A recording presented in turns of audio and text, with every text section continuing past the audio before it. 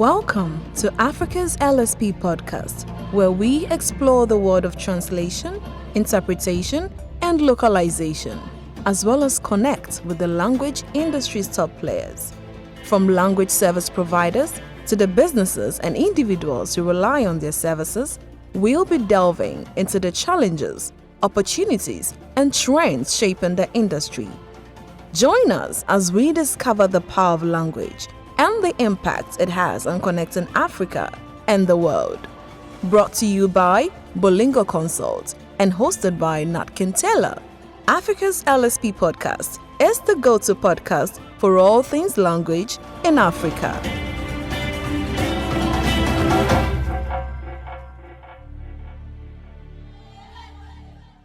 Greetings and a warm welcome to all our listeners. I'm Natkin Taylor from Multilingual Consult, and it is my great pleasure to introduce a remarkable guest joining us today on Africa's LSP podcast. Please join me in extending a warm welcome to the man I simply call Paul Thierry, a highly skilled freelance conference interpreter and a voiceover artist. Hi, Paul. We're truly grateful that you accepted our invitation to take us on the journey into the world of interpretation. Welcome, and thank you for being here with us. Same here as well. Yeah, thank you so much for having me. It's a great pleasure. Thank you so much. Right. Could you briefly introduce yourself to us? Oh, yeah. Well, my name is Kwadjo Bogi Paul Thierry, and I am from Côte d'Ivoire. I am Ivorian. I'm a conference interpreter. I do a bit of translation sometimes, but I'm also a voiceover artist. I speak French, I speak English, as you can hear me, and I speak Portuguese, and I speak a bit of Spanish. I started learning Russian, but, I just decided to put it aside for a while. But when it comes to the job I do, conference interpreting, my main languages are French, English, and Portuguese. So I combine all of them. I can do from English to French, French to English, English to Portuguese, Portuguese to English, French to Portuguese, Portuguese to French. So I've had the opportunity to travel, to provide interpretation services to many organizations, to many government institutions, as well like African Union, ECOWAS, some NGOs, some civil society organizations like OneUp. There are so many that I pretty much don't remember all of them. But, just to give you a sense of, the organizations and institutions I've been working with. So that's it. You mentioned you're Ivorian, but I know you're currently based in Ghana. For how long have you been in Ghana? I have been in Ghana for almost 8 years now. Wow, 8 years. Yeah. Let me ask this. Why Ghana? Have you permanently moved here? And should I take it that it's because the interpretation job is more lucrative here than in Ivory Coast? Oh, not at all. Okay. We can say partly, yeah, because of interpretation, but the main purpose of my coming to Ghana was initially because of academic purposes. I came to study, to do my bachelor in translation, and later on I would have started with a master's in conference interpreting. And how do you find Ghana so far? Oh, Ghana is lovely. Of course it will be lovely. You're making so much money here. Anyways, when you say you're a live conference interpreter, what does it mean? Well, a conference interpreter or a live conference interpreter, that would refer to the same thing. When you are a conference interpreter, you are there as a facilitator in terms of communication. You are trying to establish the bridge between two entities that do not speak the same language. One may be speaking English and the other one will be speaking French or Portuguese or any other language that you may know. So the conference interpreter is there to say what one of the entities is saying. He says it live into the language of the other entity that does not understand what's being said in the source language. He does not wait for the person to end, but he says it at the same time. We call it simultaneous interpreting.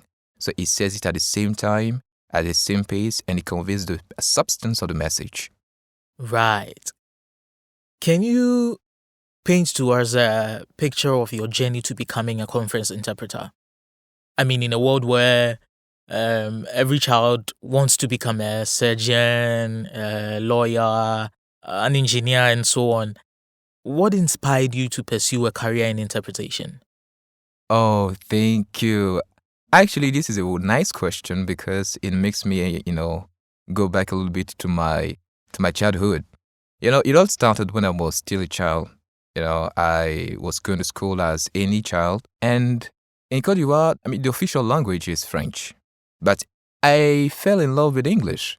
So after finishing the primary school, I ran one day to my elderly sister and I told her, "Sister, put everything you know in English on the paper and give it to me." And she drafted something on the papers, many words. I only remember one word, headscarf. Not now of the list that she drafted out. So I fell in love when people were going to church, and in those bilingual churches, the pastor preaches in French and there is somebody standing by the pastor and he's interpreting into English. So I was like, wow, that's so nice. I love this job. I'm sure that when I grow up, this is what I want to become. So that's where it started. So little by little, I was kind of more focused on English. So that's what led me to be one of the best in my school, JHS, SHS. When it came to, English, I was one of the best.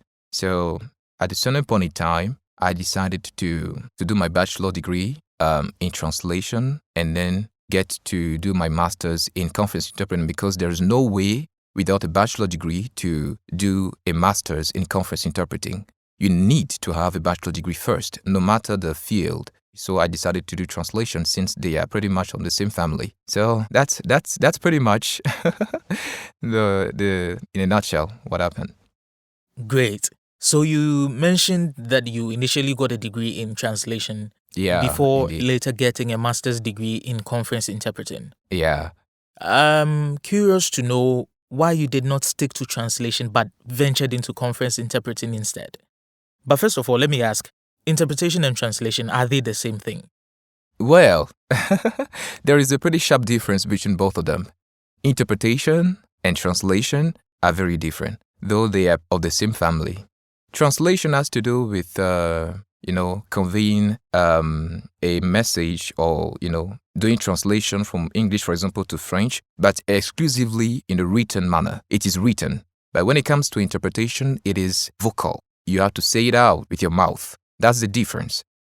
So now back to my question about why you ventured into interpreting and not translation. Perhaps it's because you like talking more than writing. Oh, well. Oh, bro. Right. Oh, you're likely to be right. But, I don't really like talking. But I love interpreting. My goodness. I myself, I don't even know the reason I'm so in love with conference interpreting. Well, as I've said on the onset, it all started when I was seeing people, interpreting. The pastors preaches and the other one takes it into English. So that's where it all started. So I find the conference interpreting job more fascinating than translation. Let me explain it.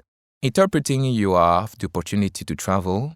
You have the opportunity to meet new people during conferences, high-level summit, high-level conferences, and so on and so forth. You meet, you make new friends, and you discover new places. But the job of the translator actually is a pretty kind of, is kind of alone. It doesn't move to go anywhere. It receives documents, it translates, it sends it back to the client, and that's all. And I think that it's also time-consuming. That's pretty much the difference. But I prefer interpretation because, it's very exciting more than translation. That's my opinion. Perhaps someone else may say something else. Well, that's your opinion like you rightly said, but I'm very sure the translators listening would be pouring some nice words on you for describing their profession so nicely. More so because you're originally one of theirs. Oh my goodness. So to our listeners, if you didn't get the sarcasm, let me be quick to issue this disclaimer. To our translators listening, we strongly disassociate ourselves from this claim Paul has just made. If you want to pick a bone with him for describing your profession as boring, I can actually show you his house. Oh, sorry guys. On a more serious note, just like now, every time you and I talk about conference interpreting, you make me imagine this very exciting, out of this world job that I would really want to go into. For others who are probably also keen to know what your job actually entails, can you take us into a typical day in the life of a conference interpreter? So let's say today is the beginning of a 3-day international conference where you're working as an interpreter. Take us through your day. I mean, the pre, the during, and the post-conference processes that you personally go through. Yeah, indeed it is exciting, but perhaps at a certain point in time you feel like, that looks to be a quite challenging job. Well, so let me start from the beginning. First thing first. The company will send you a request to ask for your availability, and they will send you the date of the meeting, the venue, and so on and so forth. What the meeting is going to be about. So when you confirm your availability, they will now send you the documents of the conference. So generally 2 weeks to the day of the conference, they will send you the document, and you, the interpreter, it is your responsibility to prepare and make sure you are ready for the conference. So you go through the document, you read the terminologies, you make sure that you have a comprehensive understanding or knowledge of what it's going to be about, and you make sure that you have a glossary where you can write words, where you can write, the words in both languages, the languages you're going to interpret in. So when it is the day of the conference, you go to the venue, you go to the conference naturally at least 30 minutes before the time of the conference. When you get to the conference venue, you sit in your booth and you try to look at the interpretation device to make sure that you are aware of all the configurations that were made. Which channel is French, if it is French, you are going to work with. Which channel is English, if it is English, you're going to work with. And make sure that everything goes smoothly. So at a certain point in time, the participants will start coming in and they will sit, and then they will start with their normal process. Generally, they have an opening ceremony where the keynote speaker will come and deliver the welcome address. They will speak. So after a whole lot of things, they will have a coffee break. You go enjoy some snacks. After the coffee break, you continue until it is about 12 or 1 p.m. where you have lunch. You just go and you choose whatever you want to eat, bro. Oh, man. So when you finish with lunch, you go back and you start the session again until it is generally about 3 p.m. thereabout. You have another coffee break again, and you go enjoy some snacks, bro. Wow. I think I now see the actual reason why you chose conference interpreting over translation. Yeah. So when you finish, you continue, until 4, 5 p.m. That's where the conferences generally end. And you go back home, just that you'll be very tired. Generally, first days are really, really challenging and very energy consuming as well. But from the second day going, it becomes much more easier. Why is that, if I may ask? The reason is that the first day you have that pressure. That pressure that perhaps it's a new field, it's a new organization, also a new topic, a new subject, or a field that you've never worked in before. Perhaps it may be about energy, it may be about electricity or surgery and so on and so forth. So once you get to the second day, you would have already gotten much acquainted, much abreast with the terminologies, the environment, the people. So the level of pressure would have significantly decreased. So generally, that's it. Interesting. So from all you've just said, I can deduce that being a live conference interpreter certainly requires exceptional language skills, quick thinking, as well as the ability to work under pressure. Mm-hmm. Now, how do you personally handle the pressure and still maintain accuracy and clarity in your interpretation? Are there any strategies or techniques that you find particularly helpful? This is very key, maintain accuracy in the midst of all this pressure. Now, let me start with your question. How do I handle the level of pressure and still maintain accuracy in my delivery? It's very key for the interpreter actually to make sure you have a good mastery of the pressure level. Because the people listening to you, they don't have any idea of what the speaker is saying, if not by you. So when you're delivering, they need to feel assurance. They need to feel that they can trust you, they can trust your delivery, and they can feel comfortable with you. So if you are not able to really master the level of pressure, it will be felt in your delivery, in your voice. So they will be like, they'll be doubting, they'll be quite reluctant as to believe you or not. But what do I do personally? That's the question. Personally, when I get in the booth, I already have a frame of mind when it comes to interpretation. I am one of you guys. I am your collaborator. And I'm here to facilitate this communication because we all have a common interest. I do as though I am part of them, and we are sharing the same challenges, the same issues, and we are here to discuss to make sure that everything goes on smoothly. This is one. The second thing that I have in mind is that I'm a professional. Therefore, I am here to work as a professional. This will drastically reduce the level of pressure. You'll be so calm because you are a professional. You're not someone who is a carpenter and that somebody went to take and put in the booth. So you know that you'll be doing your job and everybody will be happy. So these are essentially the two things that I put in my mind when I go to interpret. Right. Still on the issue of pressure. I'm sure that as an interpreter, one thing that can put you under massive pressure is when you encounter moments of linguistic or cultural challenges in the line of duty. Mm-hmm. I mean, those awkward situations where there are no direct translations for certain words or concepts. Now, how do you specifically handle such situations and ensure that you don't distort the interpretation? Just perform some magic. I'm joking. Oh, yeah. I mean, such instances are commonplace, in the life of the interpreter. Every time, you go for a conference, you are likely to come across such instances.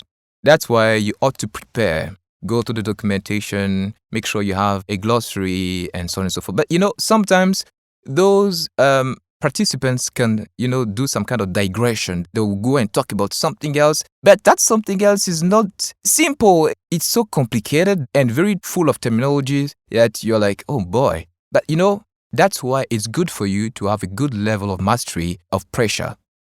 That will help you, maintain your composure and mobilize all your cognitive resources in an optimal manner so as to give a nice delivery. When something comes across that it comes as a bullet, just keep calm. Because if you are panicking, the one listening to you is likely to doubt what you'll be saying. Is he sure or is not sure what he's saying? So when it comes, you try, if you're not finding the right expression directly in the target language, you try and make sure you understand the overall idea of what the person just said, the person's submission, and you just give it out. The main substance of what he said. Sometimes it's not good for the interpreter to focus on words, but he should focus on the substance, the very substance of the message that was delivered by the speaker. Right. So I know your job is such that you're mostly always in a booth somewhere in the conference room and speaking into the ears of the participants through communication devices. Yeah. I wonder though, these participants that you interpret for, do they ever get to meet you in person? Yeah, generally during coffee breaks and lunch, Sometimes they may even look for you because when they are really marveling at the job you're doing and your delivery is so smooth and so excellent, sometimes they can't help but try and see you. Who is that guy who is speaking in my ears and is making me understand what guy is saying in the other language and he's doing his job so well? I've come across such instances where after the first session, we went outside to have coffee break and I was enjoying my snack as usual and the guy comes to me. It was a white man that day. He first asked, "Are you the interpreter?" The guy was not smiling, so I was like, oh boy, did something, I might have done something wrong. So I said, yes, but my colleague is there. I'm not alone if there is trouble. It's probably, me. I said my colleague is there as well, so we are two. Because that guy who came to me, I saw him when I was interpreting. he was looking at me. So when he asked, I said, I am the interpreter, but my colleague is there as well. So he stretched his hand out to me and he said, congratulations. You are doing an excellent job. So I was like, oh, thank you, sir. Thank you, sir. I can imagine how you felt. I felt so good, bro. It's always good. So just to illustrate what I was saying, I've given this example. So there are times where at the end of the conference as well, they may come to you and they want to exchange contact with you directly without you asking them to give you their number, because they want to keep in touch with you. Because sometimes they may have some conferences in their countries, or they may have some other events. They want you to provide them with your services. So sometimes that may be the reason as well. Wow, interesting. So moving on to what it actually takes to be an interpreter. I read somewhere that you'd require an above average IQ to be able to be an interpreter. I don't know how true that is, but with all that you've shared, I won't be surprised if that turns out to be a fact. Exactly. Now, aside from having natural traits such as intelligence and a knack for languages, what steps do you take to further develop your interpreting skills? And what are some resources you would recommend to aspiring interpreters? Okay. So to strengthen or to build your skills as an interpreter, well, I would say that one is born an interpreter. I mean, because to a certain extent, it's like an inborn ability or capacity, but which has to be developed. Because I know some very good interpreters who's never been to any school of interpretation, but who actually are very good at their craft. But I've also seen some that, they actually went through the training, but they don't flow that much as expected when you compare them to the one who's never been to the school before. So it can naturally take us to the conclusion that, it's a kind of something that has a natural inborn aspect. Now, in addition to that, you ought to work on a daily basis. You shouldn't be like, I'm trying, what I'm doing is not that bad, because it is a work that requires a lot from you. It needs you to be in contact with that language on a daily basis. So you ought to be listening to news. You ought to be listening to the radio, for example, to get abreast with what is making the headlines. What is happening throughout the world, so that you can be, aware of the new words, terminologies, and so on and so forth. You ought to read a lot, and you ought to diversify the things you read about, the thing you listen, the things you study, because the interpreter is called to cover conferences that cover a very large spectrum of domains. So read, listen a lot, practice that very exercise that's called shadowing. Shadowing is the simple fact of listening and seeing what the person is saying in the same language, with the same speed, the same intonation, and the same accent. So you try to do your best to do that, but do it on a regular basis so that you can have the mastery of the language when it comes to flowing, when it comes to, you name it. So in terms of other resources as well, you can go YouTube, #UNGA, and you put the language you want, and you have the list of all the speeches that were delivered by heads of states, by ministers, heads of government. And you can also have, when you type #UNGA and the target language, you can have the interpretation of the original speech. By having both speeches in two different languages, you can be a kind of trying to know, okay, this is how the professional interpreter said this is how he said this. And you can also practice. So you have speeches, you put on your headset, and you practice. You interpret, and you interpret. When you are done, you can compare it to the one who interpreted, the professional, that he interpreted, so that you can know the techniques, the strategies that he used to make sure he delivers optimally. Nice. That's some solid advice. Now, let's talk about the future of interpretation. I read an article posted last April on Orange's research and innovation website known as Hello Future. And the article was captioned, "Translation Professions Doomed by Artificial Intelligence." Really? This article mentioned that in late 2022, ahead of a launch of a new French video streaming service, an announcement was made by the service's captions provider that it's intended to use AI to automate the production of subtitles. This actually provoked an outcry among film and TV translators. And then ultimately, the plan was dropped in light of a press release issued by the Association of Audiovisual Translators and Adapters. My question is, what's your take on this? As an interpreter, do you think your job is at risk due to AI? Oh, the big answer would be a big no. Yeah, a big no. Because ultimately, the work of interpreting is essentially a human job. You understand why I'm saying it's a human job? Tell me, sir. Because, when you are interpreting, you are conveying a message, but your cognitive capacity helps you understand where the person is coming from and what he's driving at. Because in the process of interpreting, you use what we call anticipation.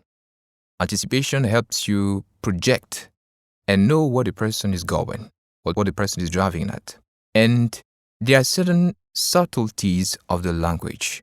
Someone may be saying this to say that. In other words, the said of the unsaid. I hope you are getting what I'm saying. Yeah. So the interpreter has that capacity of deciphering what is being said.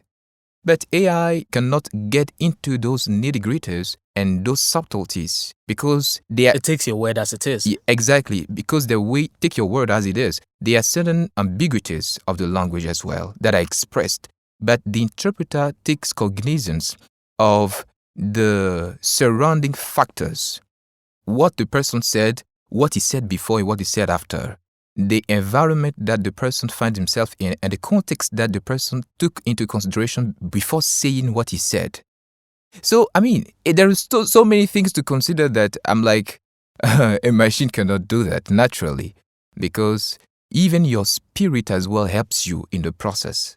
For those who are Christian, I would say the Holy Spirit helps you as well. Right. Let's go there, bro. Let's go there. Yeah, because sometimes you have to express the feelings of the person who is speaking. So the person may be speaking with a certain feeling of sadness, of revolt, of anger, and sometimes there are words that the person is using. If you translate it and you interpret it in the target language, it's going to cause a kind of disarray or trouble. So the interpreter will use his own discretion and know what is the word that will fit, that will be the best, or to interpret this idea or message that the person expressed. So, if AI has to take over the work of the interpreter, there is still a long way to go. Interesting insights you've just shared. Thanks, Paul. So, my final question to you before we leave.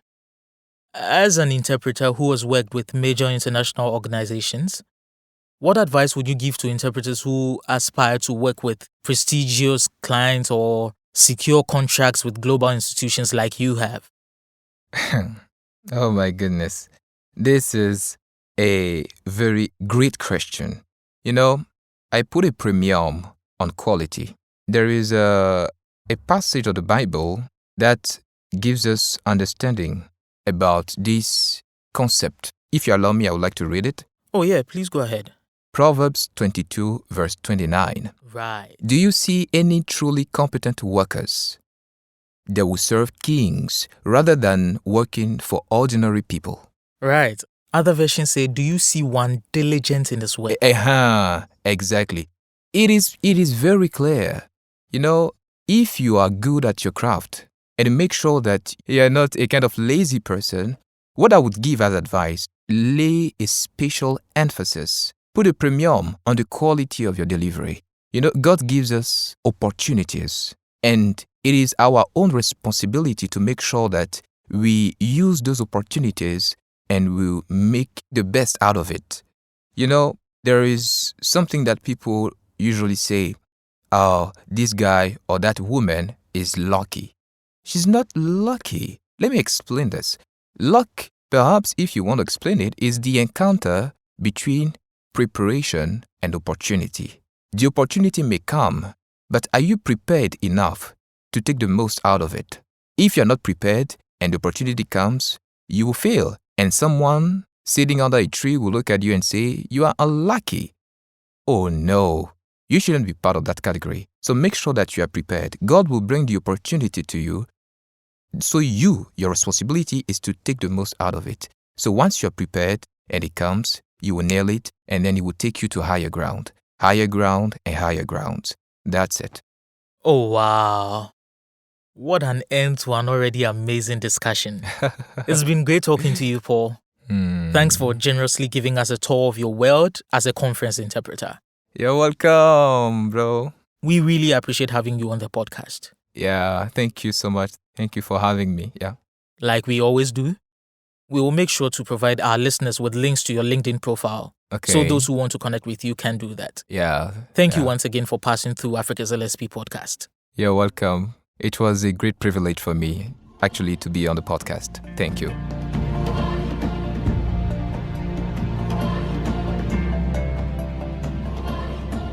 Thanks for tuning in to Africa's LSP podcast. We hope you enjoyed the conversation and learned something new. For feedback or enquiries, reach out to us at podcast@bolingoconsult.com. Don't forget to subscribe, rate, and review us on your favorite platforms. Until next time, stay curious and keep growing.